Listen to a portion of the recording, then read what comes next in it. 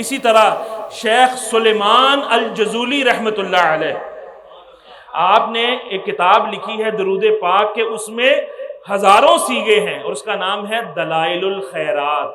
کیا نام ہے اس کا؟ اور وہ بھی شاذلی بزرگ ہیں، شاذلی بزرگ ہیں۔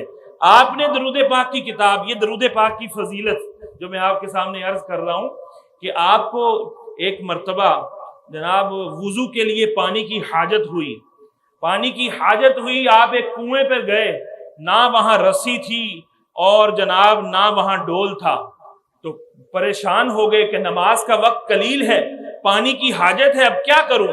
اتنے میں ایک بالا خانے سے ایک بچی دیکھ رہی تھی کہ ایک بابا جی ہیں، بزرگ ہیں، لگتا ہے پریشان ہیں، کنویں کے پاس ہیں، ہو سکتا ہے انہیں کوئی پانی کی حاجت ہو۔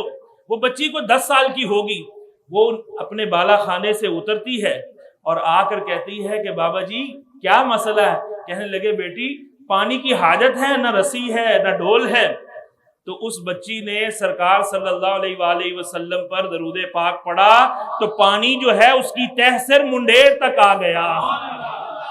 آپ نے توجہ نہیں کی، درود پاک 10 سالہ بچی پڑھتی ہے، اللہ اس کے ہاتھ پر کرامت ظاہر کرتا ہے درود پاک کی برکت سے، بغیر رسی بغیر ڈول کے پانی منڈیر پر آ جاتا ہے۔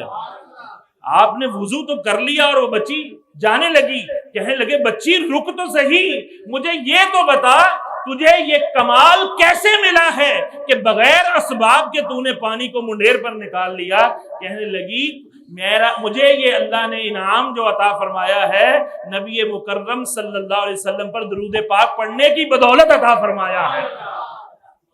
اب امام جزولی رحمت اللہ علیہ آپ ضعیف العمر ہیں اور آپ کو اپنے آپ پر اتنی شرمندگی ہوئی، اپنے طور پر آپ نے بزرگ تھے، عاجزی فرما رہے تھے، ویسے تو نیکوکار تھے، اعمال صالحہ کرنے والے تھے، اور کہتے ہیں کہ اتنی سی بچی کو اللہ نے یہ مرتبہ عطا کیا ہے اور میں ادھیڑ عمر اور جناب میں اس شرف سے محروم ہوں۔